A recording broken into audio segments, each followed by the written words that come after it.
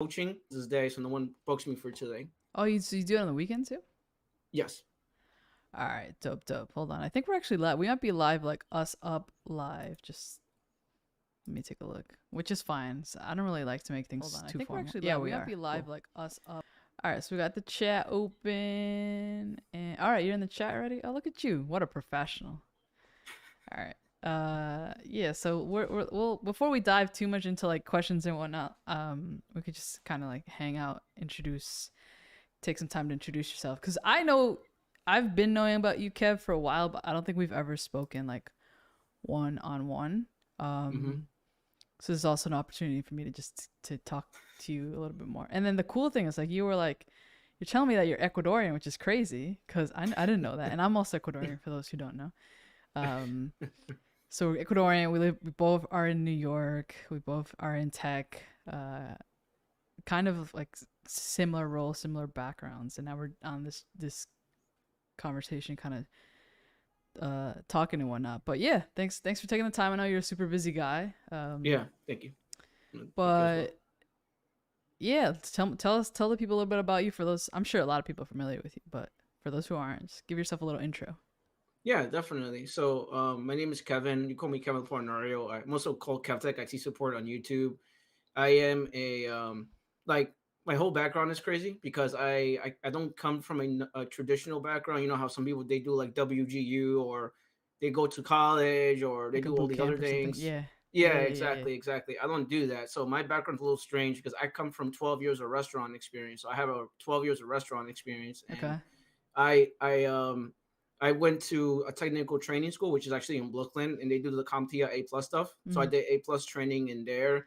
I also did 4 years in the NYPD, so I had worked for the NYPD for 4 years in Brooklyn, Brooklyn area, the What? Williamsburg area. Okay. It's my background's a little strange, Yeah, so yeah, yeah. I did restaurant, I did NYPD. Then I wanted to get into IT because I was My always good background's a Mm. little Mm. computers. I just didn't know how to get started in IT because Mm. I just didn't know anything about it. And I was a little frustrated. To be honest with you, I was a little frustrated because I got a lot of bad information. It was like, oh, go get that, sir. You should be good after that. You can get a job after that, which is not true. Yeah. So I went to school. I got my A plus, learned about the basics, the fundamentals of IT, and that's how I got started in IT. And then long and behold, I had one of the hiring managers. They came to the school and they interviewed me, and I was also fixing computers for that school Yeah.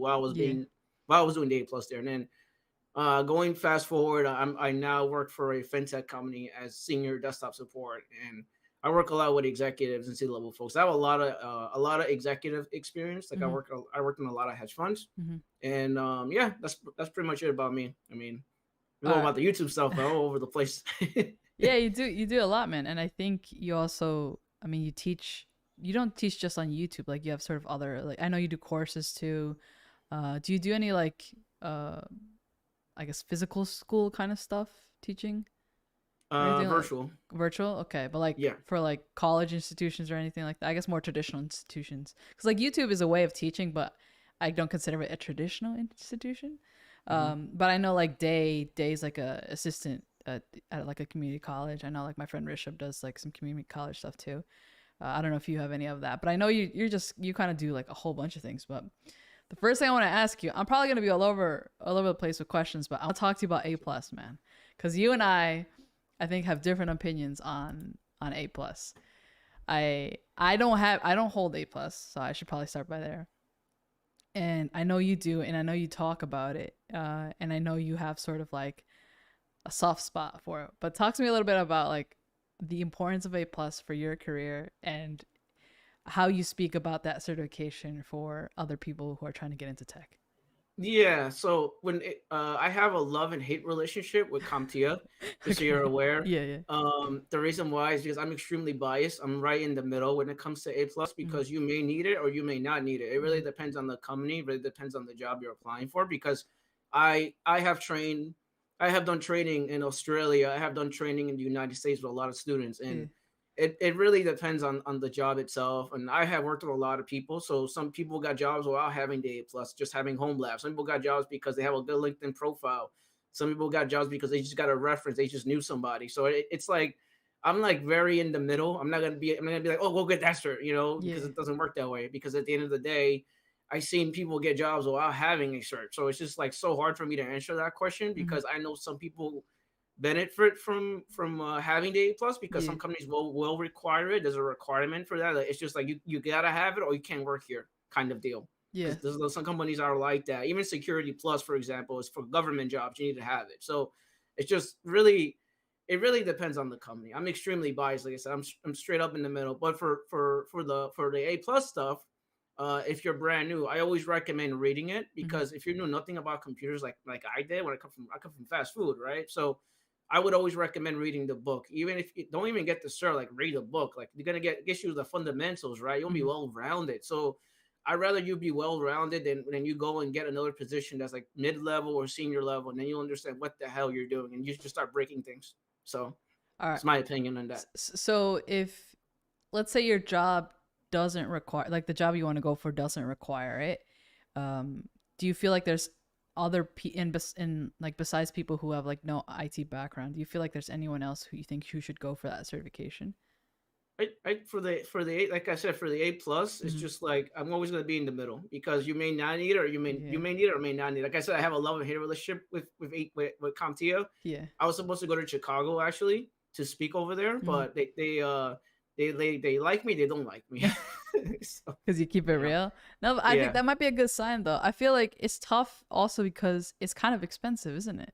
yes, it's very expensive. Yeah, for well, I mean, I know it covers like a lot. I remember buying an A plus book. It was like super thick. It had must have been like over 500, 600 pages, and I never took it. But I was just like, wow, like there's just like so much in there. But certifications like that, I think CompTIA in general, like it's kind of more expensive than like the certs that I'm more familiar with are the cloud ones, and like if you think like an introductory cloud cert is like $99, which Hmm. is not, it's not cheap, but it's less expensive than like these CompTIA ones. There might be like potentially a little bit more, uh, like it's like better, not necessarily better on a resume, but maybe it sticks out a little bit more than the A plus. But yeah, I've always had like just such an interest on like that the A plus, Network plus, and Security plus because everyone calls that like that trifecta. Yeah, yeah. And I never really understood that. But we can get more into certs a little bit later, and then people, please feel free to ask us questions in the chat because I know certifications are just like it's a tough conversation to have because there's no right or wrong answer. But um, I also feel like you do this well. Like I think you take the responsibility of having a platform with like with respect because I'll never see like I don't think I've ever seen videos that you've done where you're like, oh, get this cert and you're gonna get six figures. But I did see Mhm. a post you did the other day where you were like, I'm just tired about these people telling you that you can do like you can get just this thing and in 3 months you'll be six figures. Because I've had that like same kind of frustration lately too. But so just wondering, do you feel like lately you've come across people who think like, oh, they just got to do, oh, maybe they've been told like, oh, do I just got to do this and then I'm into tech, like I'm making those six figures. Yeah, I get frustrated because I've been in IT for a while now, and there's a lot of like quick schemes. There's a lot of like Mm-hmm. fake people out there, and I tell people to try to avoid them because I have worked with someone that he did a boot camp, Mm-hmm. and he paid $20,000 for it, and Oh he my couldn't goodness. get a job after that.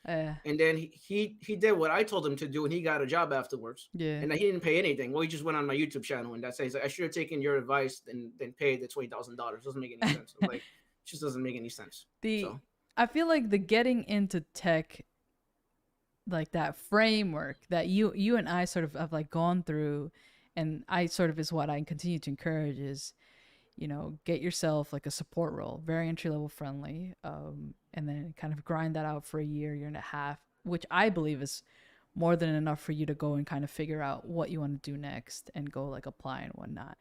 And then kind of just move up the ladder. And as you move up the ladder, you become more niche and specialize and whatnot. But you got to start somewhere. And I think that's something that anybody who wants to could do really, like, because that can, obviously you're gonna have to continue working your entire career towards like where you really want to go to. But that first role, that support role, I feel like that's something anyone could do. I don't know your thoughts on that. Yeah, I think for me is like I think that's what 'cause I'm known for making help desk videos like crazy. So Yeah. like I'm known for that. But yeah, for me it's just like help desk is so underrated. Like Heck yeah. people think that you're not doing a lot of stuff when you are. You're doing Active Directory, Office 365, you're doing password reset, you're setting up new hires, terminations, PC moves, migrations. You're doing a lot of stuff. It's not just one thing. So all those skills that you get just from being in help desk Hmm. even depends on the level of help desk too, because there are different levels. It's tier one, tier two, tier three. So you could Yeah. actually do some security responsibility, or you could do some networking responsibility as well, or you Hmm. could do cloud responsibility as well. Because I have worked with someone that works help desk and he's doing Azure AD Connect. So it really depends on the company that you're working for help desk. So help desk is so it's so underrated. Like it really depends on the company. It really depends where you work, but it gives you a Yeah. well-rounded fundamental knowledge. So I definitely will always tell someone to do help desk, even if they hate it. I know people hate help desk, but I don't mind it. So I feel, I mean, because there's an aspect of customer service in it, just like retail jobs, just like it being in like the food industry, like, because you deal with people and ultimately the people are the ones that make it difficult. But the role itself, like, if my help desk role, I didn't have to put up with customers, I think I probably would have enjoyed it a lot more. It's the people that make it kind of difficult. But you're right. I think especially with like the onboarding, offboarding processes, there's a lot of automation that you can introduce and you can learn, especially given that stuff like the majority of that is with Active Directory, in which now a lot of companies are using Azure. So there's even some cloud exposure that early on, but a lot of people want to skip it. And the other day, like, dude, you were showing me this, and I was just I was shocked. You were telling me that there were sometimes are like gigs in New York that are like paying 150,000 for help desk, and I was like, what? 150,000. If you're like a single person, no kids, you're living a great life with that salary. Even if you're in like the city, you're living good with that kind of money. So it's not like you're gonna be paid like absolute, like, I mean, there's variations there and whatnot. But yeah, I tell people to not skip help desk either, because you learn a lot, but especially like documentation, ticketing systems. It's pretty important. Troubleshooting under pressure. You get a lot of like scenario feedback scenarios that you can use in interviewing and whatnot. But and whatnot. Someone wants to know your opinion on the trifecta, that CompTIA trifecta. What's your opinion on that? like I always say, it really depends on the company, and if the company could pay for it, it's more power to you. I'm not wasting a lot of money on certs. And the thing with me is it's very hard for me to answer that question because I know people that I have worked with that only have maybe one or two certs and that's it, and they make a Mm-hmm. lot of money because they just learned the right skills Yeah. and they just know how to market themselves, which is very important. You got to know how to market yourself and you got to have the right skills for the job that you want. And I have examples of people that I have trained myself that they're like sysadmins now and they don't have any certs at all. It's just they just have skills. That's it. So I'm extremely biased. I'm always going to be in the middle. So if your job could pay for it, that's fine. Yeah. I will say that I don't agree with cert chasing. That's Mm-hmm. just how I am. Like you don't need 100 certifications. It doesn't look good on the resume if you're brand new as well. I don't like that either because if you're brand new, they're gonna assume you're memorizing the questions and the answers if you have too many certifications. That's just my thought process. There So you, there you go. Yeah, I would agree. Like maybe one cert. I like the idea of like one cert, one project role, and then as you figure out what you want to continue doing in your role, you get another cert to kind of like take you to the next step and whatnot. But if you're chasing them, if you're doing like, I knew someone who did like 24 certifications in a year, and I was just like, I mean, good on you, I guess, but still, I could not. Like, how do you have time to do other things and whatnot? But anyway, what else is Chess asking us here? Where can we find real-time hands-on projects for Azure 104? 104's administrator. So the when you study for the 104, when you go to the certification page for the 104, you're gonna have the learning path, like the Microsoft learning paths, like a bunch of modules, and each one of those is gonna be like 30, 40 minutes or 1 hour, and there's like 30 or 40 of them. And essentially, you're building mini projects in those, but you have sandboxes on one. So what I would recommend is like go do those, but then implement them also in your own environment, and then just tear them down. But like document, because I really what matters with projects is the documentation and you being able to speak to the skills that you're gaining. I think a lot of people try to overcomplicate, like, I need to get hands on, I need to get hands on, I need to come up with this amazing, like, massive project. And that's not the reality. You just need to be able to do something so later you can showcase your skill set. And probably the best way to do that is by just somehow, like, if you write about it, if you make videos about it or whatnot, you can have, like, with cloud, the great thing, cloud and DevOps, the great thing is, like, you can just create the infrastructure as code files and whatnot. Later you can destroy it, run it all up again and whatnot. So I would start with, like, the stuff that you're studying. Then if that's not enough for you, go to, like, the architecture center and then type in a service that you're learning. So I know, like, the 104, you're going to be focused on maybe cost management, virtual machines, VNets, things like that. So type in the service name in the Azure Architecture Center and then just grab one of the architectures that it shows you, whichever one you feel like you can do, and go and build that. Those are actually based on, like, those architectures I know are based on customer interactions, on, like, surveys, just, like, there's like hundreds of them. So there's plenty of projects for you to do for that too. Let's see here. Can you talk about the stagnant area a lot of people deal with, me included, moving from help desk to sysadmin/cloud when you can do the work but stagnant, ruined interviewee outlook? Kev, you got any insight into that? You're saying that he's stuck in help desk and he can't move on to be a sysadmin? Yeah. Is that what it is? Yeah, but they feel like because they spent too much time in help desk, that's kind of like working against them. Nah, I don't really agree with that. I think for someone that's trying to move into something else, you should always figure out what certifications you need first. That's one thing.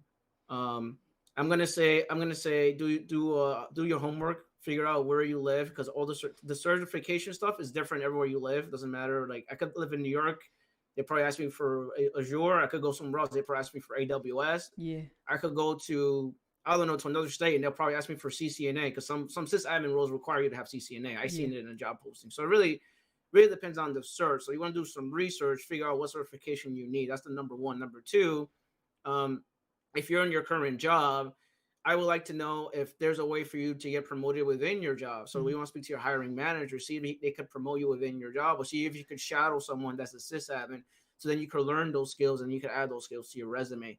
Obviously, if they don't give you that, then that means you may have to leave that job and look for another job. And then the third thing for me is going to be it's going to be your LinkedIn profile, your LinkedIn branding. Like I always talk about LinkedIn branding, because some of these jobs, some of these things, is like sometimes it's not what you know, it's who you know. So you want to make sure you have a good LinkedIn brand, LinkedIn profile, and you're leveling yourself up. You're adding those necessary skills that are in the job requirements on the resume, and then you're learning those skills, and you're just applying for jobs, and you're tailoring that resume to the job that you want. That's just my thought process on that. So.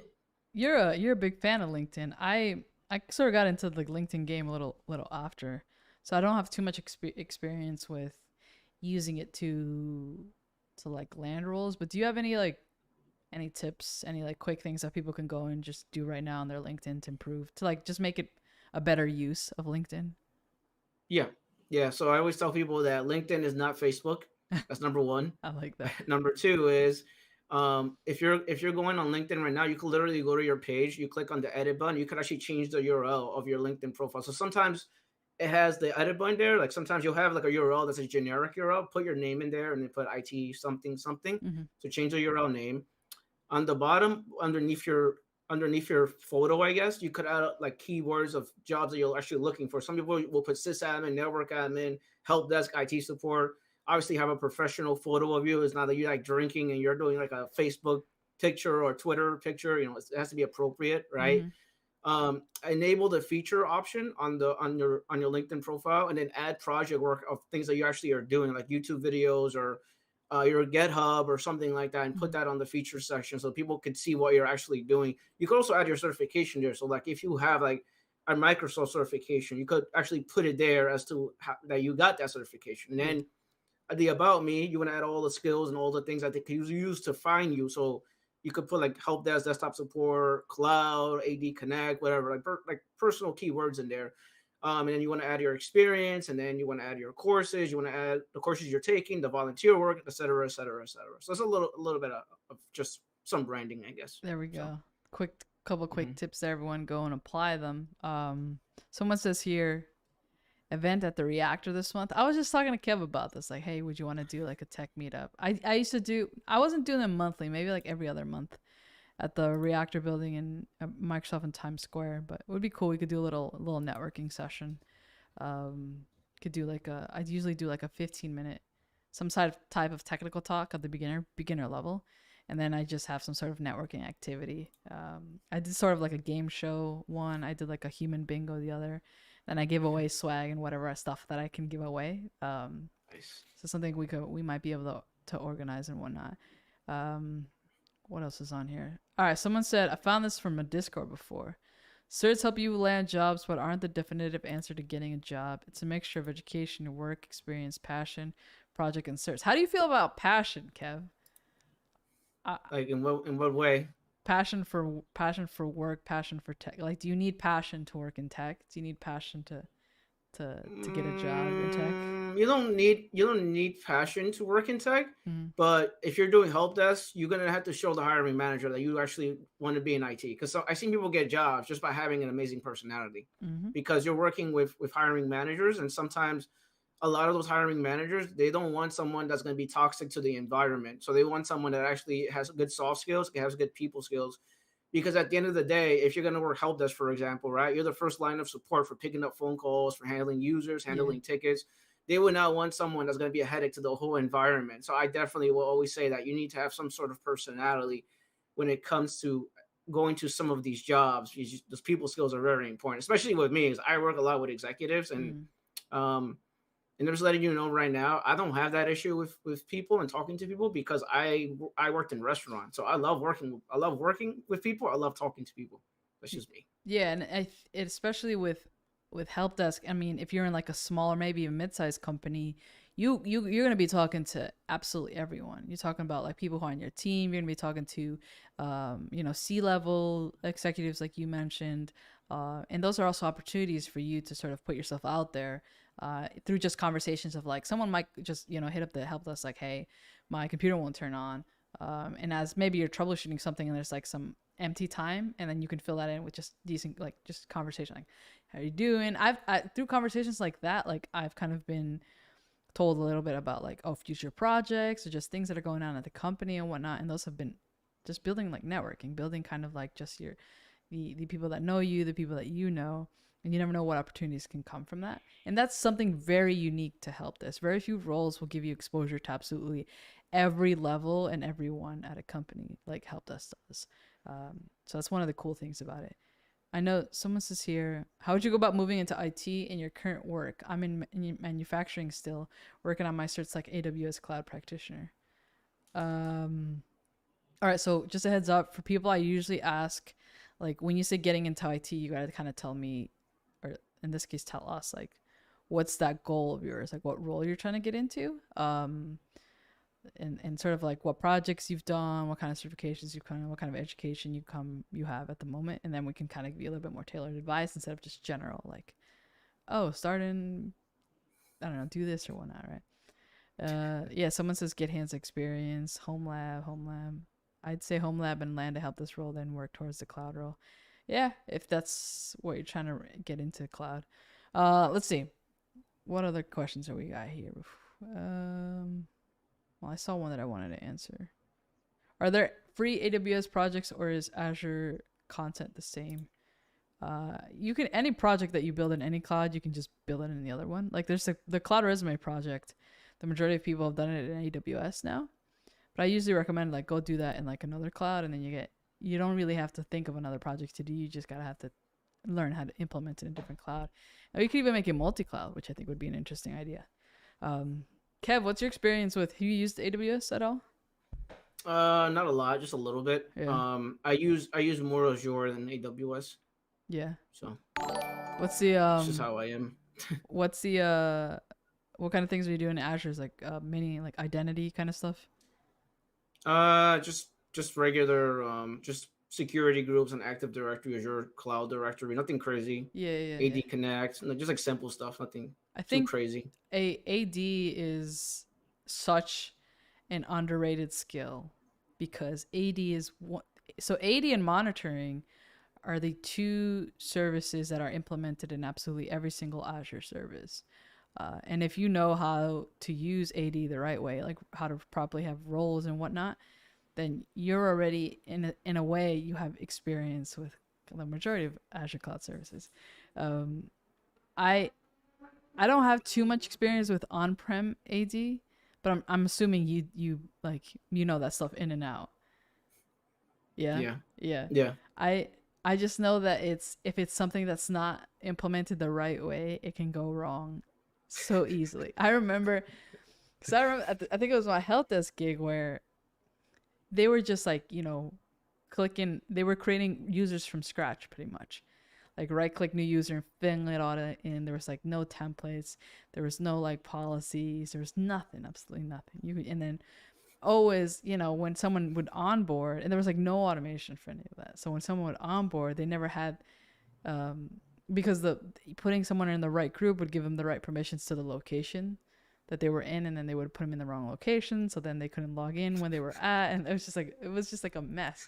Um, do you have any like uh, resources for people to learn AD? Any recommendations? I mean, I have videos on Active Directory, so Yeah, there you go. I was yeah, I yeah. have videos on Active Directory. Yeah, I have videos on Active Directory, and I'm working on I'm working on a course right now, but Mhm. hopefully when I'm done with that, On we'll AD. get that going. Yes, Oh, hold on. yeah. I think my camera froze. Let me see Like here. camera froze. Yep. Working on Oh, come working on a on. course, so There we see go. something. All right, here we go. Here we go. Yeah. Okay. Yeah, I'm working on a course right now. So I do have a Udemy course, Mm, and I'm working on another course right now. But this is gonna be like A to Z, like some A+ stuff in there. Like mm-hmm. just some people are not good with fundamentals. I'm gonna cover Active Directory. I'm gonna cover Office 365, Nice. a little bit of everything. So 365 should is be. also a gateway into cloud, I would say. Well, I mean, it is the cloud, but more so because a lot of companies that end up going to Azure is because of their relationship with 365 or their use of 365. So if you kind of have like already know how to utilize it, and same thing with AD, um, you're gonna have already kind of like the upper hand when you want to work, or maybe for a migration, or maybe you want to work at an Azure shop or whatnot.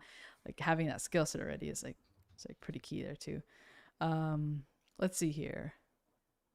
How can I apply the knowledge I have acquired through Azure certificates? Do you have Azure certifications, Kev? Like, have you Me, no. taken? No, I don't. none. I literally just have A+. It's expired. I just have skills. You, oh, I didn't ask you that. You don't. So you have your expired A+, and that's the only cert you have at the moment. Yeah, yeah. It's crazy, right? Did you ever take any other certs at all? Nope. That was the Nope. only one. Yep. So you got so all right. So talk to me about that first tech role. So did you? How did that happen? Like, how did you get Yeah. that first So one? I got the first one because I have that, but by having the A+, there's a requirement. You have to have the A+ in that job. Mm-hmm. Um, and then I got my other jobs just through learning myself. Like I'm self-taught. I don't have any. Mm-hmm. I don't have any like certifications besides the A+. Um, and I do have the ACMT, the Apple Certified Macintosh Technician certification as Oh, well. cool, Those cool. two. But that's expired. It's like old. And I got my first job, field tech, A+. Long story short, and I have a video and I talked about it, making $9 an hour for my first job in IT. And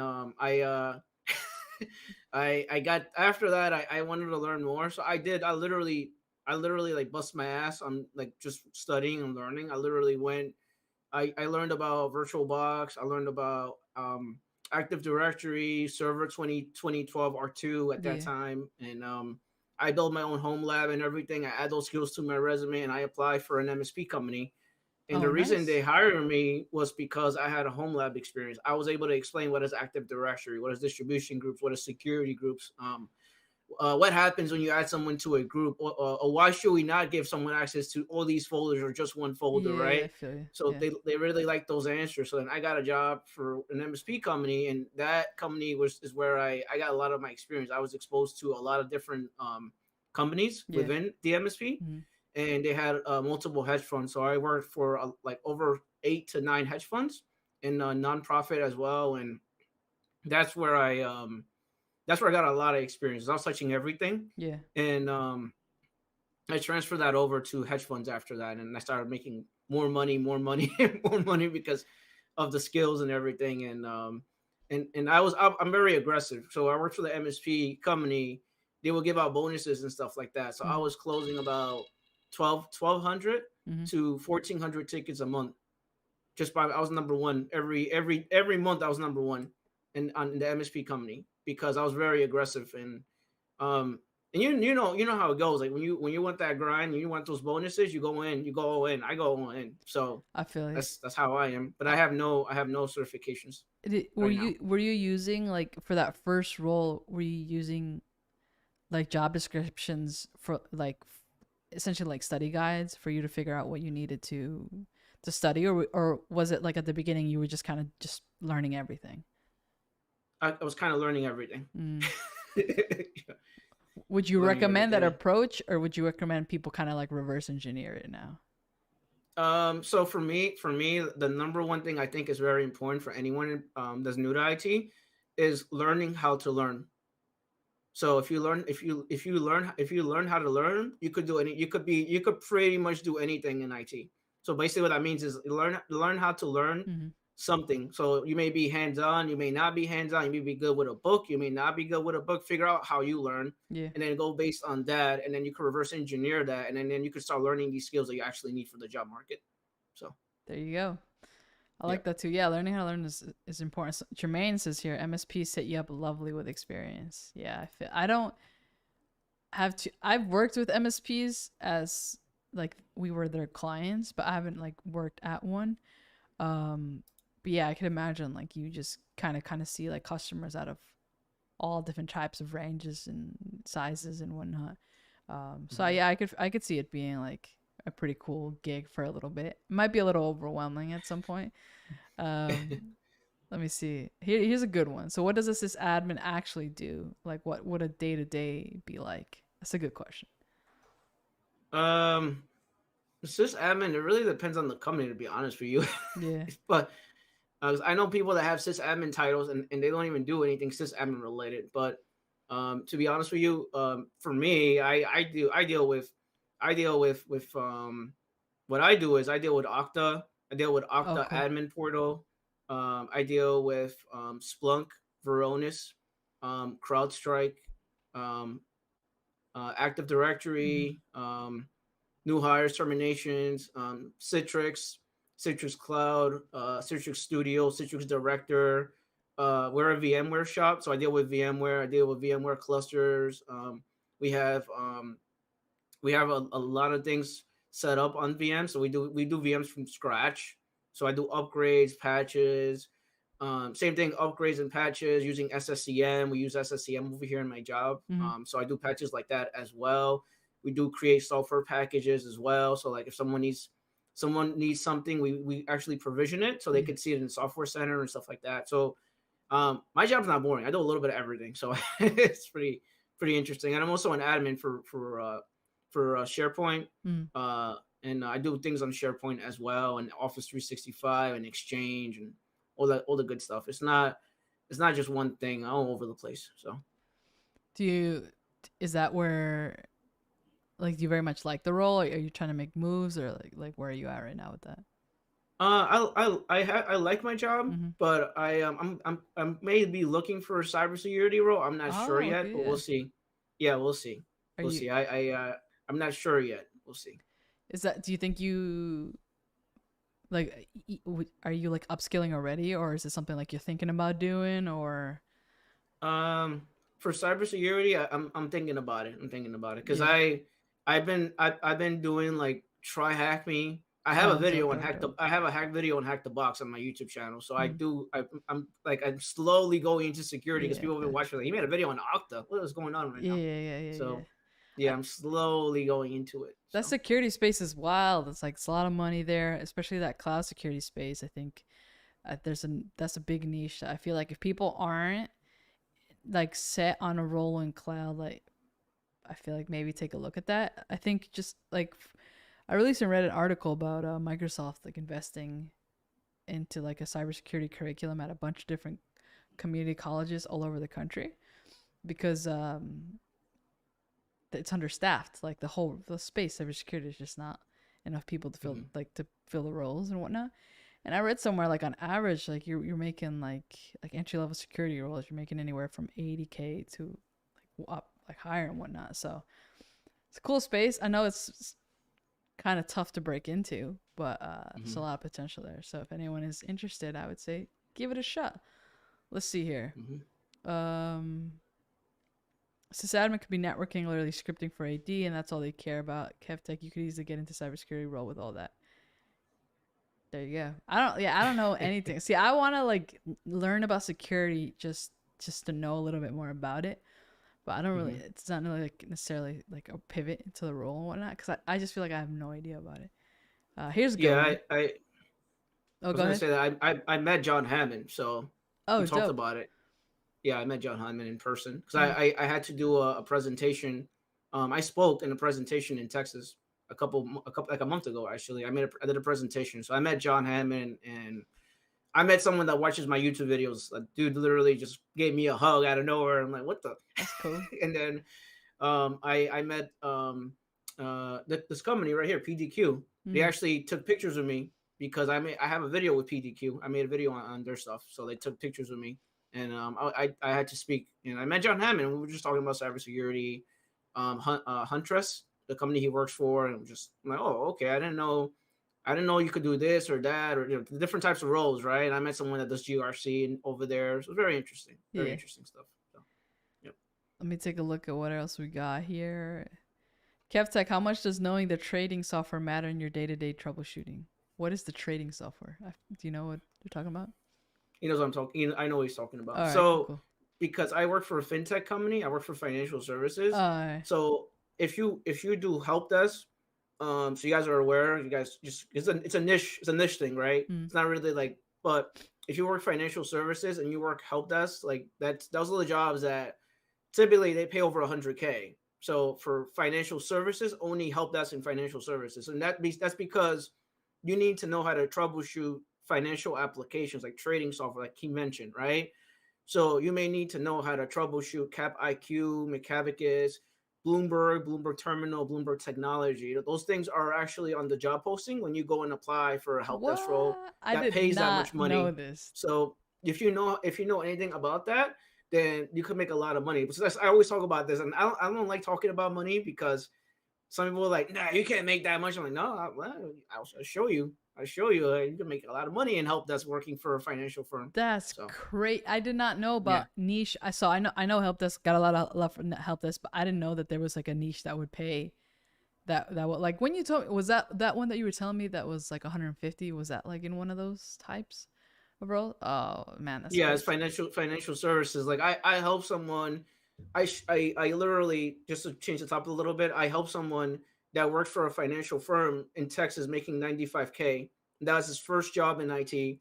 He only has a computer science degree, Mm. and that's it. And he learned from me, and I trained him on that software, the Bloomberg software, and a few other applications as well. And his first job making 90. Now he's not even doing that anymore. Now he's a lead of a software team, so it's totally different now. I have to get him back on my channel at some point, but yeah. So so what about the training for those specific applications? It's like is that something that you can find on YouTube or is it a little more like is it tougher to find content on that? No, it's not like it's not really. It's like more like it has to be made by me or somebody that actually Yeah, works I in feel this. like it'd be more niche because I've never heard of that. That's cool. Yeah, That's yeah, cool. That's cool. Yeah, y'all like if yeah, like I think it's all about those niches. It's all about those niches. Like cloud is great, but cloud security is like crazy money. Like help desk when it comes to like that finance space, like it's gonna be. It sounds like it's crazy too. So that's cool. I didn't know that. I'm glad this person asked that question here. Let me see Yeah, here. it's like like help desk for like the hospitals and stuff like that. Like Yeah, you like need a little healthcare. EMS system and stuff like that. Yeah, healthcare. Yeah, you make a lot of money out of that too. It's help desk too. You can make a lot of money out of that if you know how to Yeah. use the EMS softwares and stuff like that. I'm about to So go start my own help desk company. That's crazy, man. That's crazy. yeah. What we hmm got here? Would you recommend volunteering for experience? Volunteering at schools for experience. What do you think about volunteering for experience? you could do volunteer work. I volunteer myself, by the way, so Oh I yeah. always recommended it. Yeah, I volunteer all Right, over like the place. now, It's okay. current day. Yeah. Yes. How? How do you keep up with it all? Yeah, I volunteer. I work for Rises Cyber. So Rises Cyber is a cybersecurity nonprofit organization Hmm. that they do free education for minorities in IT, African Americans, Latinx, Hispanics, and stuff like that. I'm part of that. So All right. So now I need a recap of all the things that you do. So you work, you do YouTube, you're doing this volunteer work. What else you got on your plate? You're making um, courses. What else you got? I'm making courses. I literally was on Vet SecCon yesterday, Hmm. working with them yesterday. I actually joined their Discord, so I work a lot with veterans as well. I do training with veterans, and That's dope. like it's free for them. Like Hmm. if you're a veteran and you want to jump on a call with me, it's gonna be free for you. I'm not gonna charge you anything. So Dope. um I do a little bit of everything, so I'm all over the place, You and do. I'm on 45 different Discords. So I know. I've been meaning to talk to you about. I know you do mentoring calls too. yeah, Um, yeah. is that like anyone can book some time to just talk to you, or what's that like? So that's paid. That one is paid. So Yeah. like if I'm gonna sit here and I'm gonna give you like a plan and everything and Yeah. tell you how to do this and that, that's paid. Yeah. So Yeah. Yeah. that's on my website. You go to my website and go to do that. Do you, So are you sort of do you hold yourself accountable for that person's success though? That's always my issue with mentoring is like yeah, if they don't I make do. it, then I feel like I'm kind of part to blame. So with me, it's like you're stuck with me until you get a job. So that's just how it was. That's how it was with me on my Discord too. If you've been on my Discord, so on my Discord, Hmm. you can't see the channels because they're invisible. But I ran four internships for free, paid by me, and I keep you accountable until you get a job in IT. They all got jobs in IT, so it's just like you got to keep yourself accountable for stuff like that if you're helping So somebody. your mentoring is until they land a role. Yeah, See, yeah. that's what I like. But the majority of mentoring I've seen is like, come here, I'll give you advice. You gotta pay me $100, and I don't really care what it ends up happening with you as long as you pay me. Cause mentoring is really like, it's got to be a two-way thing. It's got to be beneficial for, or something has got to come out of it for both parties. Cause then that's how you know it's like, cause you really like you want an outcome. Well, I guess technically getting paid is an outcome, but then the other person, I don't know. It's tricky, I man. feel bad. I feel Yeah. bad. Like I taking advantage of someone like that. I don't do that. See, like it's like the other person I told you that I paid $20,000. He came crying to me, like physically, like literally twenty crying to me. thousand And dollars. I'm Oh my like, I don't god. even charge that much. That's too much. Like who the hell charges that much? The hell is this? So it's like like for me, it's like I don't like to abuse people. Like we don't do that, right? Especially with me because I come from humble beginnings. I do not like to do that to other people. That's just messed up. It's just straight up messed up. Twenty That's thousand dollars is crazy, yeah, man. That's like a yeah, brand new car. That's like a yeah, house down payment.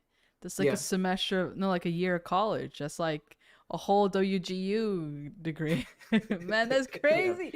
That yeah. stuff upsets me so much. But anyway, we don't need to start ranting. Oh, what up, Tech with Lucy? Everyone, Tech with Lucy's here. Her channel's I don't know. I feel like you're about to hit 50K. And if you're interested in AWS cloud stuff, Tech with Lucy is the channel to watch. And then Lucy, we gotta get you on one of these and Q&A, I guess, sessions and whatnot. Uh, if you're interested, let me know. But anyway, um, let's see what else we got here. Can I count volunteering as experience? Yeah, absolutely. If you're hmm volunteering, whether if it's like in any kind of professional setting, absolutely put it on there. I think that is because you're working. Just because you're not getting paid, it doesn't mean it's not work. Same thing with projects. Like projects, you're technically not getting paid, but if they're gonna help you showcase your skill set, they should be on your resume as well. You just gotta be smart and detailed with how you like put them on your resume and whatnot. But yeah, absolutely, all that stuff should go on there. Kev helped me build my first lab and get my first IT job, $22 an hour now, doing tier 2, and now working on getting into DevOps. Yo, Nice. that's cool, man. That's freaking awesome. Yeah, that's really awesome. Look at that, changing lives right there. Let's see here. GPS, why don't you allow people to send you money? Because I don't need it. I don't. I don't. It's not. It's not that I don't need it. It's like I don't want it from y'all. I want to take it from Microsoft. I want to take it from these. I want to take the money from the companies that have billions and billions. I don't want to take it from people who are like trying to get into the space. That's why I tailor my content. I make my content and I do it in sustainable ways where I don't feel like I need to make extra to do what I do. And So yeah. I was gonna say, not to interrupt you, I was gonna say that I'm a tech trainer, so like, um, I do work with Job Skillshare. So I'm not sure if you're familiar with Job Skillshare. He has a YouTube channel. Mm. He has 80,000 subscribers. I'm friends with him, so I do tech training on his platform. I train people over there. That's obviously not free. You got to pay for that. But Yeah. the thing is, ours is like our training is very affordable, and we help 5 people get jobs in IT through our training. There we go. One of the guys that I train, Steven, he got a job working for ConnectWise. So um, it's just like That's a big name. yeah, I know our stuff works because I train students. I train a lot of students in on his channel. If you watch any of his videos, I trained someone. His name is Brad. He got his first help desk job, 17 years old. Now he's 18. He's a sysadmin now. So I feel like it's ahead I of the feel like game anyone, right there. I feel like anyone could get a job in IT. You just gotta have the right mindset, and Yeah. you gotta be motivated, and don't give up so easily. That's like that's my number one thing I teach my students is never give up, no matter what. Because I feel like when you try to get a job in IT, it's like when you go for a job, just getting any job in IT, just going into IT in general, it feels like it feels like you're Rocky. You're getting hit so many times, right? And then no one gives you a chance. You're getting hit. You're getting hit. You're getting hit. And then finally someone gives you a chance, and someone opens the door and gives you a chance. And then once you get that first job, it Yeah. just go up after that, right? So that's how I look at it. And I train my students to think that way because I don't want you to give up so easily. It's so discouraging too. And also it's a full-time job in itself just to get a job. So tell people not to give up. That's my thing. I would also say that if you've been at it for a while and you're like you keep getting rejected and you keep feeling like you're not making progress, you gotta kind of take a second to be like and kind of like get reflective, be like, all right, what is it that I'm doing wrong? Maybe you're following the wrong advice. Maybe you're not doing like something. Maybe you're not tailoring your resume. Maybe you're sending one generic resume to every single role. Maybe you're not putting in the work in some specific area. So it's like this getting into the space is it's like doable. It's possible. Many people have done it, but if it's taking you too long and you're finding yourself with like a lot of like roadblocks, it's like take a second to kind of like research like what it is that is going on. Because like Kev said, it's a job finding a job, but each time it kind of gets like not easier but simpler, because what you learn from that first round, you get that first job, now you go and apply that when you go to the next one, to the next one, and the next one. It becomes like a little bit more straightforward and whatnot. But interviewing is like, oh my goodness, dude, we could talk about interviewing. It's a skill set on completely its own, which is why I put like so much emphasis on people to like develop their ability to speak to their skill set. Because if you're like all nervous in an interview, like people are gonna like, it's almost like they sniff that out. And then like you were mentioning like earlier on, people want to hire someone who is like not gonna like kind of lower like team morale, who's not gonna be like a complicated person, who's gonna put in the work and just like work with the team. And that in your interview is essentially your kind of one opportunity to showcase that that's who you are. And if you're going in all nervous and you're like you're not prepared, you're kind of blow it. Do you remember your first interviews? Like, do you have any prep tips or any advice you got on just like specifically interviewing? For me, I always tell people to have a loved one or a family member interview you for practice. Yeah. I also, the other thing with me is I like to interview. I would probably record myself interviewing and see how I answer some questions. That would be the second thing I would do. And then the third thing is There's a lot of people that if you reach out to them, you reach out to someone that could just do interviews. You just have a conversation where you just Mhm. practice with someone. The fourth thing would be if you guys don't know anything about this, but Toastmasters does it. I'm not sure if you're familiar with Toastmasters, but Yeah. Toastmasters is a company that does like speaking and presenting and talking. So if you know how to do that, that's gonna help you with interviews because you need to have confidence. It's the same thing for a job, by the way, too, especially when you're working with executives. And if you don't have confidence and you're working with someone, you're working one of the C level folks. I have worked with C level folks. I gotta ask you to leave the room. So it's just that's how it is with executives. So you really gotta know, like you really gotta know your shit. I'm just saying, like that's just how it is with interviews as well. You gotta know your stuff because if you don't know your stuff, they know that you're full of crap. And that's one thing. The other thing is do not lie on your resume. So if you have something on your resume and they ask you an interview question about that, it's like, oh shoot, I don't know how to answer that question.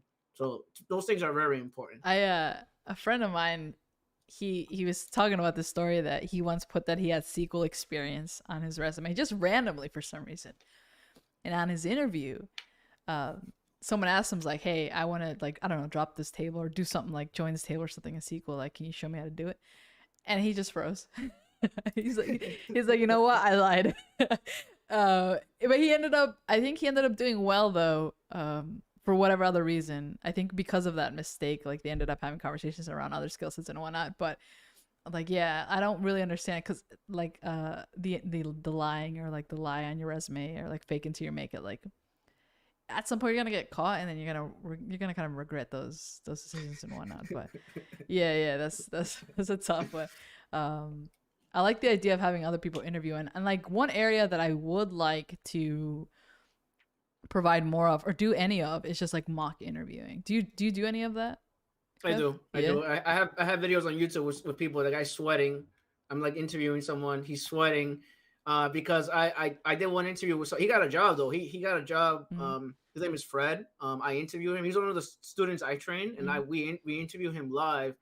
Um, it was live with YouTube and with LinkedIn. So LinkedIn had like 500 people staring at the video while it was live with him, and All right. I gave him like a broken VM, and I'm like, okay, I need you to fix it right now. It's like, okay, and he's remotes in, he's trying to fix it, he's trying to troubleshoot it, trying to figure out how to get it to work, and then he fixes it, and then like his confidence went up 100% after. I said, oh, damn, I didn't know that was the fix, and he fixed it. It's, oh man, I spent 30 minutes on this, and that was the fix. Ah, oh, come on. I gotta But start doing that with cloud stuff. yeah, A lot of yeah, people. but he got a Yeah. job. He got a job working for VMware. So I feel like a yeah, lot of people just need to become a little bit more comfortable with being watched as you're working on something or just being like seen by someone as you're explaining something, because that pressure that you get, and honestly it comes back to help desk. You get a lot, you get your end users watching you as you're trying to figure out right there in live like what's going on at help desk. And I felt like every time after that I was interviewing, after doing that year and a half at help desk, like it was like, oh, this is kind of just like another scenario, like, oh, they do this, do that, whatever, technical interview, whatever. Or like I think I was interviewing more so in like technical like with technical interviews during like pandemic, so a lot of it was Teams and Zoom and whatnot. um but like a lot of people need to put themselves in that scenario of like just being watched as they work, because that kind of unlocks something that's tough to tap into. yeah, But we again, we help have desk. we have that. We have that. So and Job Skillshare, the YouTube channel I mentioned, right? We have Yeah. that. We do something called the hot seat. So basically, what's called the hot seat is Yeah. we have seven people that have experience, and they give this person a messed up VM, like Mm-hmm. services are messed up, Windows 10, the operating system. It may have a virus. You don't know. It's just certain things on it are on purpose. So you got to figure out how to fix it. And then we're all just staring at you. So it's like 7, 8 videos on that. It's so funny. Like the reaction of the people that were helping. But they all got jobs in IT. It helps them, right? It Yeah, helps, yeah, right? yeah, So yeah, it does help. So definitely. I need to do more of that. I stopped doing that. I did that yeah. like a year ago. I need to do more of that to bring people in and just I like to mess with people. I give them a messed up VM and like, here you go, you fix it.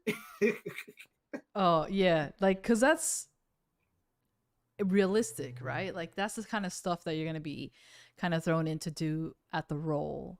Like that's what I don't like about kind of like coding interviews or like algorithms and data structures and stuff like that, because it's not very realistic. But I really like a lot more of like the sysadmin, network admin, cloud support roles. That's why like it's something can be like very practical that it's actually part of the role and whatnot. Let me see. You got a lot. We got a lot of hellos. The big bald Azure guy saying hey. What up, the big bald Azure guy? We got Mike. Danielle asks here, GPS, how much do you think you would make if you got transferred to a cheaper state like Texas? Would you get paid the same or would your wage go decrease? I would not go. I would never accept my wage to be decreased for any reason. But that's because I know my worth. So if I was going to make a move, I don't have any interest in living in Texas, so I don't think that would be an issue, or moving anywhere outside of the East Coast. But if I were to move somewhere where my wage would need to be considered, there's no way in hell that I'm not letting that happen. So there, the answer is that question. Let me see. GPS should try to that, but on cloud services stuff, that would be pretty cool. Yeah, I would love to have someone on and be like, hey, I need you to tell me exactly how much this service costs in the subscription. And like, so I can see their cost management skills. Or, hey, I need you to find I need to use the Azure CLI to tell me the private IP address of this virtual machine. Something like that. I feel like that would be cool, just to see what people try to do. I feel like that would be pretty interesting. I mess with people though. Like I do both. I do soft skills too. Like tell me why I should not hire you, or tell me about yourself, or what is your greatest weakness, or how do you work well with it? Do you work well with another team member? Or how do you do with the other team? Like I ask those annoying personality questions. Those matter. Those matter. I like the question about tell me a time you got negative feedback and how did you take it. Yes. And sometimes people like the thing is like you'll always get these types of things will happen in your role or whatnot, and people just tend to like not remember them, or they forget them, or like they don't write them down. They don't talk. But I would say like whenever you feel like you have an impactful thing that has happened, like a customer scenario or anything, kind of like save it somewhere, write it down. Like you don't need to put in the exact details because that might be like under NDA or something like that, but kind of be able to take the essence of that because later on when you're interviewing, that stuff's gonna help for sure. We keep getting questions on the current job market. You want to talk about that? The economy is in a weird place, and some people are struggling to get jobs and laid off left and right, it seems. Yeah.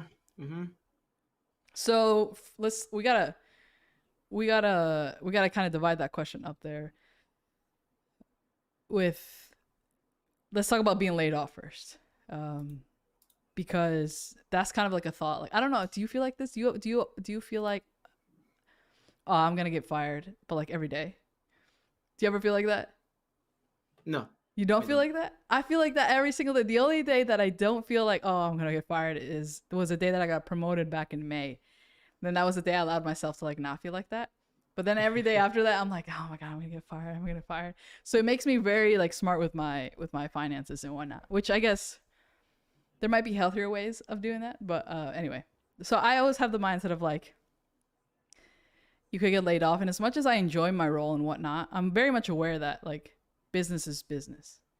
It's because it's business both ways. Like you gotta get as much, you gotta do as much for the company and whatnot as they require, but they also have to be doing that for you. So it's like business both ways. And at the end of the day, they want to make money.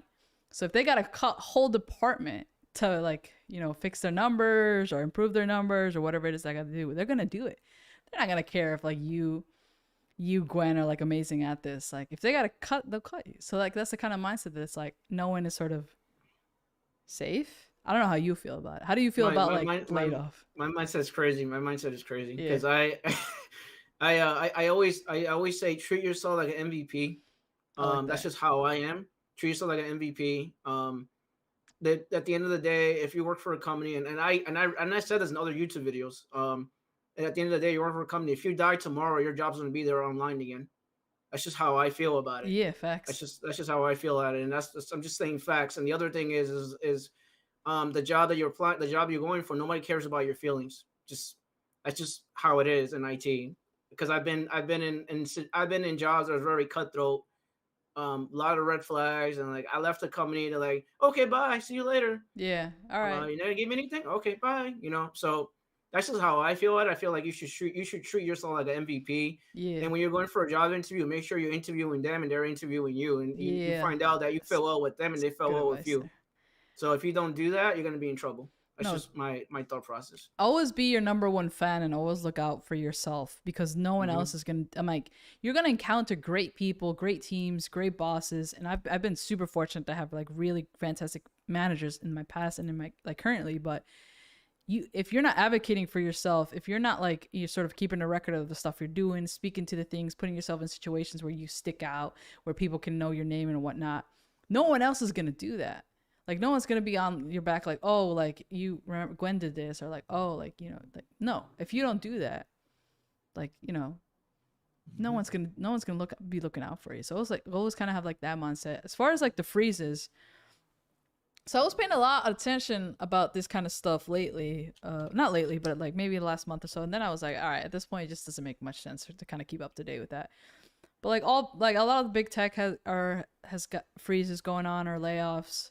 I know Microsoft laid off like 1,000 people last week or something like that, and then prior to Hmm. that there was like another couple of thousand back in August, and Meta is like I don't know on the downfall. I know Google's been doing some. I know anyway, all these companies and whatnot.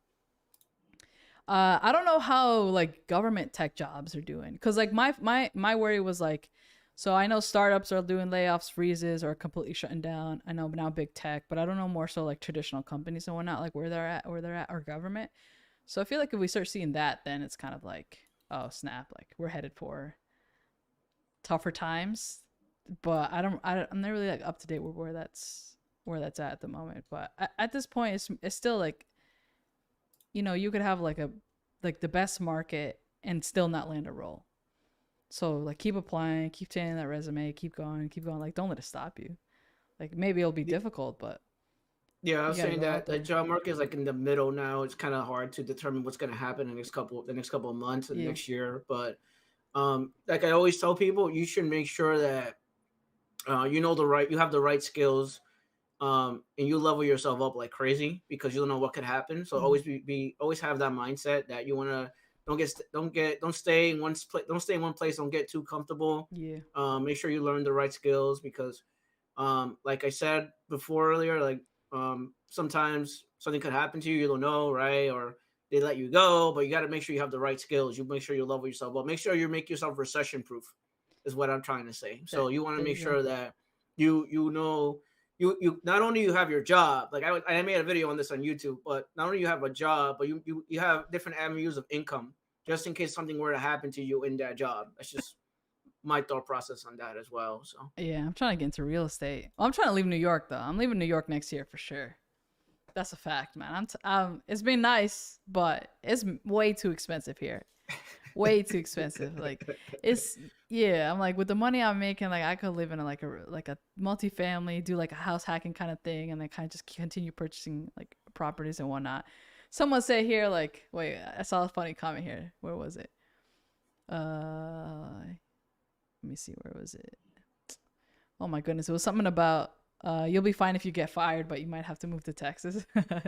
That was fun. That was funny. That was funny. that's funny. Yeah, no, no, no. Yeah, I'm trying to like diversify that cash though. Yeah, but just like you were saying, like you gotta have multiple streams of income. It's smart. Hmm. Where is it? I saw another company. Another question here. Is the MS900 certification useful in your daily job? I don't know what the MS900 is. Yeah, I don't keep know up about with certification. MS900 that. like That's 900. that's crazy, man. You only have an expired A plus. I swear. Yeah. I swear. Oh, that's a 365 fundamentals. Oh, okay. That looks, yeah, 365. Yeah. Okay. I've not used that certification, so I wouldn't know. I haven't used it either, but yeah, I don't have any. It's just That is every. crazy. That is like I don't know. I don't know why I felt like you would have more, but that's there we go, people. Like Kev's in here making that money, and he has expired A plus. That's all his certification knowledge, and I don't have a degree. and no degree there. Just Hmm. pure experience, Hmm. projects and whatnot. Let me see. Wait. GPS, what exactly is your position at Microsoft? Because I couldn't find any cloud jobs for Microsoft. You couldn't find any cloud jobs at Microsoft? What are you talking about? What are you not looking like? You're probably not looking the right way. So I'm a cloud developer advocate at Microsoft. Let's see. Should I remove some skills, programming Linux, etc., and projects Linux from my resume to streamline and focus resume for help desk job? Kev, what advice you got for like a tailored resume for a help desk gig? I'm gonna be honest with you right now. Right now, help desk they're asking for Python in PowerShell. What? Yeah, some jobs are asking for that now in help desk. So just so you're aware, Just I'm for learning a like the lot in the job market. scripting kind of thing. Yeah. You need to know Python, or you may need to know PowerShell, or you may need to know Linux now. It's not like before. It's very more like you're asking for more stuff now, not just regular Active Are Directory, they Office paying more 365. though? Yes, All right, cool, yes. cool, cool. I like that. I Mm-hmm. like that. Mm-hmm. I like because the line between help desk and sysadmin is like super. It's like a such a gray area anyway. Because I feel like a lot of like help desk, especially like you're saying in those higher tiers, you're essentially doing a lot of sysadmin stuff anyway. Wait, and then Yeah, when you're talking sysadmin, you're talking like you said scripting. You know, you got to automate some stuff. You got to got that AD. You got to have some Bash experience or like maybe Linux server experience and whatnot. So wow, that's wild. I don't know. I have to take a look at like some like these more recent help desk kind of job descriptions because that's wild. yeah. You'll see like Active Directory, Office 365, SSEM for help desk, Ivanti, software packaging, Norton Ghost, Pixie Boot, like setting up images and stuff like that. Yeah, yeah, You'll probably see Dual or Okta or RSA. It really depends on the company. You'll see MDM as well, mobile device management, with Intunes or with Mobile Iron or with Moss 360. It really depends on the company. So it's very like help desk. You got to look at the job description because some of them pay a lot of money because they require all these skills. yeah, Then some of them just all they require is just Active Directory. That's it, and they don't pay a lot. So yeah, really depends on the job and job description. yeah. Those ones with like Python PowerShell better be paying a good closer to like a sysadmin kind of salary because unless I mean also that thing could happen where it's like oh suddenly all help desk just asks for that and then they can just all lower the salary because like that kind of becomes a new industry standard. I don't know. Not saying that that's gonna happen, I but hope not. like I I could see hope like not. I don't know because businesses can get greedy, like Yeah. yeah. Let me see what else here. Do you guys have a portfolio? If so, what kind of projects do you have in it? GitHub repo, Terraform scripts, and whatnot. So I wouldn't necessarily. I don't have a portfolio. I have a GitHub, and then in GitHub I have like I make all of my repos public, even if I'm just starting to work on them.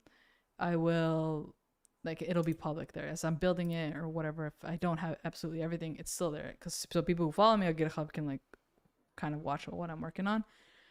But ideally, I like to get my repos in places where there's some decent documentation, there's like a diagram, and then there's like some CI/CD and whatnot.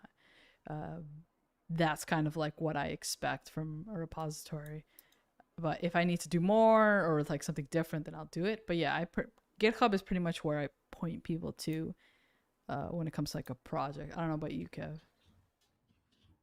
I use my I use my YouTube channel as my portfolio. Mm-hmm. And I Yeah. have my website too. So I have a website too. So that's my portfolio right there, my website, showing what I actually do because I help like people like some managers even use my YouTube videos to train their help desk too. Cause I speak with different managers all the time, Yeah. and yeah, like I know some of my stuff is working because I see people get jobs or I see people get training with my videos, I guess. Yeah. So that's just my portfolio is my website and what I do on YouTube. That's Yeah. just me. Yeah, I feel you. We have, I think, because we also are like in different roles. It like, and that would go for anyone. Like if you, depending on your role, like what your portfolio needs to look like would be different. Like so for a web, like a front end web developer, like you better have like a bunch of just like websites or like or I don't know, maybe snapshots of your websites or like a gallery or something like that because that's what people care about, right? Um, and whatnot. But if you're like maybe like a back end, or maybe you're like like a solution architect, you might need a blog more where you're just writing about your solutions and whatnot. Um, but yeah, so like it depends. Let me see. Hmm. Have you ever been asked to do the needful? What is that? Don't know what the Not needful sure what is. that means. Hold on. Let me see what else we got here. By the way, love the videos, Kev. I was just watching your video on AD and setting it up. I think I need to learn that for what I want to do in my career. AD. I feel like it all comes down to AD. AD. Let's see. I Hmm. feel like we might. All right. We talked about the current job market. Fixing things under pressure. Fixing it under pressure made that interview easy. Have you used Thycotic Secret Server? Do you know what that is? I know what that is. I use that in my job. Okay. Talk to us about it because I I have no idea what that it's is. it's secrets. So we have the Taconic server set up with Active Directory, and it syncs over to Active Directory. So basically, there's automation involved, which I don't do that. But if you image a computer using SSCM in my environment, it creates a local account. And that local account comes from Taconic server. So then if the computer ever falls off the domain, you got to go to Taconic server, log in with two-factor, and then pick up the local account that way. So it's an actual server or a website that you go to where you store passwords on Oh, for things. kind of like a Yeah. key vault. That's cool. Yes. Interesting. So you go Interesting. in there and you could actually download the app itself, and you could put it on an application as well, and then open it up on your computer. And a lot of software developers use it in my job because they have to like remote in or SSL to certain boxes and stuff like that. I feel you. Yo, Yep. can you entertain a chat? I gotta just buzz the door. I'll be right back. Yeah, no worries. So hopefully that answers your question. I have used it before. Wasting your job to make videos. I know nothing about DevOps. I'm gonna wait for her to come back for that question. Anyone have any questions for me? I saw someone else had a question. Help desk once Python PowerShell. They better cut that check. I agree with you. What would be your advice what would be your advice for a uni student with 2 years left trying to get into cloud with already 8 months? You should build a home lab for cloud. Let me see anyone. Hi Mike. Hi Mike. Uh, how much do I make? It's a good question. You asking me how much do I, he's asking me how much do I make? That's funny. Do you talk? Do you talk salary or no? I don't talk salary, but I tell you, to answer his question. I make more than 150K. So Yeah, I don't have an issue talking about salary. But I know some people get weird about it. Hold on, I saw someone say, "Wait, isn't your job to make videos?" Is that to me or to Kev? and I laughed at it. I'm like, I guess so. That's what I said. Because to me, it's definitely not. Like now, I do a lot. I like build more so Azure products now than anything. And then 50% is kind of like workshops and whatnot. But all the video stuff that I do is on the side, outside of the role. Let me see here. I saw another question here I wanted to answer. What made you want to stay and help us as a career? Because it's frustrating. That's a good question. Man, Yeah. yeah, I love working with people. I love financial services. I love working with people. I love working with the guys that I work with. I guess the executives I work with, they're not a pain in the ass to deal with. They're the nicest people I met in my career. Like my current job, like Mm, everyone's super friendly. You're not allowed to scream and yell at someone, otherwise you're gonna get in trouble by HR. It's not like before a long time ago what helped us. It's not the same thing now. Now it's like they're actually protecting help desk people now. It's not like before where I you feel you. can't scream and yell at people. You're gonna get fired. And my other job, there was a guy that screamed and yelled at me. So I worked for a Japanese hedge fund, and he got fired because he screamed and yelled at me. HR fired the hell out of that guy. So you can't be screaming and yelling at your help desk guys. I feel it. Yeah, I like there are some help desk gigs that I feel like if pay well and then you got kind of like the right structure going on, then that could be like a I could see that being like a career, like a little bit more long term for some people. It just sucks that a lot of them people I don't know, I just feel like people feel like they can take advantage of you because you're supposed to fix things for them. And I just human beings are what make it suck. Um Let me see what else are here. I can't even imagine that 100K life trying hard to get there. Congrats. Like, the thing about money is if you don't take care of keeping your expenses kind of in check, like the more money you can make, the more money your expenses go up. So like then you're gonna have to be like, oh, I can't wait to hit 200K. Oh, I can't wait to hit 300K and whatnot. So it's like I feel like you could be making, because I remember when I was making like 55K, I was like, oh, I'm never gonna ever need or like need to make more money than this because I'm set. Because I was single, no kids and whatnot. So like that amount of money just for me, I was just like, oh my goodness. So I kind of kept that kind of same lifestyle and whatnot until I moved here to New York. And like I'm saying, I'm trying to get out of here because it's way too expensive.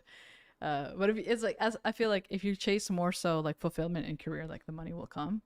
And if you're smart with your money, like you kind of have like you got the perfect setup there too. Yeah, with me, for me to answer that question, with me is I grew up extremely poor, so I come from humble beginnings. So because of that mindset, I'm always hungry. There you I'm go. always hungry to make more money. That's just how my mindset works. But I do care about my. I always talk about work life balance. So like you Mm, can make all the money in the world, but if your work life balance sucks, I'm gonna run away from that. I yeah, I want feel a you. good work life balance that pays. I want a job that pays good, but also has a good work life balance because I don't want to be miserable. I can make 500K and be miserable. It doesn't make any sense, Yeah, right? that's definitely So not worth it. That's yeah, exactly. Yeah, no, I feel it. Hmm. This is a good question here. GPS, how do I put cloud projects on my portfolio without racking up charges? And if I need to have services running constantly or snapshot what I make them shut down, then talk about them? Yeah, you don't need to have projects like you don't need to have like an Instagram clone running on your servers 24/7 or in your Azure subscription. What you need is you need to learn something, right? And for in order for you to learn something, you don't necessarily have to have it um, running all the time. But what I also tell people is like if you have to pay $20-$30 in cloud charges a month, like in exchange to learn, like is that not worth it? If you're thinking like $20-$30 a month down the road could be making you like a six-figure income, like was that not worth it? So I feel like people are scared, but if you put in budgets, if you're really reading the pricing, which is also very important when it comes to like cloud admin, solution architect type roles, like if you're understanding prices, you're understanding upfront how much you may be able to pay for this, and if you're putting in that money, then and you have like a budget, I don't know, $50 a month or whatnot, I think it's worth it. But there's also like there's a lot of free tiers that you can use. There's a lot of services now have serverless or consumption based types of plans that you can run things on. So it's only as you execute them you get charged. There's a lot of ways, and also like Microsoft Learn has a lot of sandboxes. On the last video that I made, that's called "You Should Learn Linux." It's basically a bunch of examples from a Microsoft Learn sandbox. If you go and do it in the sandbox, understand what's going on, and then just kind of blog document, write about, build your skill set that way, you can have 10 sandboxes of 1 hour every single day at Microsoft Learn. So many exercises you can go out and do there. There's plenty. I don't think there's really reasons for people to say like I can't get hands on because I don't want to spend money because the options are there. But don't be afraid to spend money to educate yourself. Like if you're not gonna go to school, that means you're not gonna be racking up those like crazy school debt, and you're not gonna go to boot camp and whatnot. Then putting in maybe a couple tens of dollars a month to learn, it's worth it. Don't be afraid of it. Let's Yeah, see here. I was gonna say don't be afraid to invest money in yourself because down the long run is gonna Facts. pay. Like sometimes you have to invest money in yourself if you want to level up. Unfortunately, that's just how it is with some certain things. Yeah, like I was about to say this, but someone just said it. I find it silly when people can easily spend $100 on dinner and drinks, but have the excuse they can't afford $100 course. Exactly. Like if you add up all the subscriptions you got, that's probably close to 100 ish, maybe even a little bit more. Uh, and that would have been like a couple of projects in Azure. Like $20 in Azure a month will get you a really long way. Like think of like the Cloud Resume Challenge project. That thing runs for like less than $1 a month. Like I've had that thing running for maybe like maybe about 2 years now, maybe a year and a half, and I think it's probably like $13 total. So there's a lot of projects out there that you can run for like long term and not be spending the amount of money that people think. I think just Hmm. Twitter and like tech social media does the disservice of making people believe that if you go into the cloud, you're gonna rack thousands and thousands and tens of thousands of dollars in bills. It's like if you're careful, you know what you're doing, which you're learning about this stuff anyway, and putting budgets and whatnot. Like you're gonna be fine. You're gonna be fine. Um, let's see here. Looking to leave my job because of no work-life balance. My company expects 24/7 tech support. Oh my goodness. That sucks. 24. Have you been on call, Kev? Do you have any on-call stuff now? Yeah. I'm on call here. I'm on call. Not now, but I'm on call every couple of weeks. Imagine you had to take a ticket right now. Oh, It's not that bad though. Here's not that bad. I was gonna say, I don't know if you watch any of my other videos, but I have cloud videos. So I have yeah. some I've cloud seen some. videos with Ryan, Mhm. with Ryan O'Connell. Not sure if you know who that guy is. I mean, if it's in one of your cloud videos, like, is he in all of them? Yeah, Yeah, then I guess I probably have. yeah, it's Ryan O'Connell. He's an MVP for Microsoft. So I have videos with him. We made videos together on cloud stuff like budgeting, creating a VM, There you go. Bash, and stuff like that. Take advantage of the free resources. Don't pay anything, right? Yeah, there's plenty. So There's plenty of free. I would also encourage people to like look into. Uh, a lot of cloud providers have these programs where they're offer free credits as well. So like mhm. AWS has community builders. In exchange for documenting your learning and helping the community, like they have these programs that you can be part of, which I would recommend people take a look at. I was gonna say something else, but I totally forgot about this.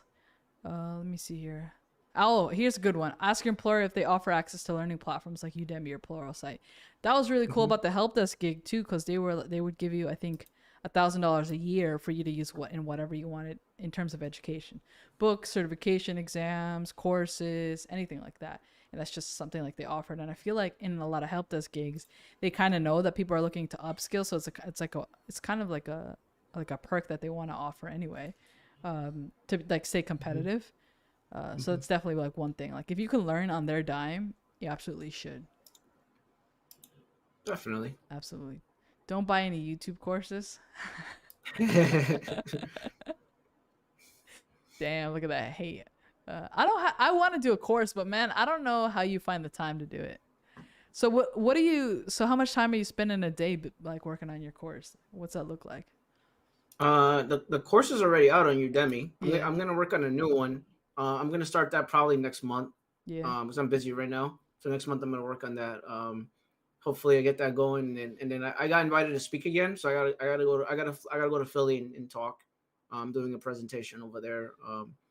Hopefully next year I go to Las Vegas and go to Black Hat because they invited me to Black Hat this year, but I couldn't go. I was so busy. That's So cool. I wanted to go to Black Hat next year. I hear that's It's free. It was free for me, so I didn't had to pay anything. But it's because of LinkedIn, because I use LinkedIn a lot, because I yeah. socialize with everybody on LinkedIn. So like that LinkedIn branding stuff does help me because I get a lot of free stuff. Like I got invited for an event next week. I'm going to an event next week, so it's free for me. So take advantage if it's free. You're gonna invite me to go get some steak and some food, man. I'm gonna say yeah to Nice. that. Nice, man. Nice. So All right, man. We're gonna have to call this one. We've been doing this for like an hour 20. We were kind of aiming for an hour, but looks like we had a lot of questions, so we wanted to get to them. But thank you, Kev. I yeah, appreciate it.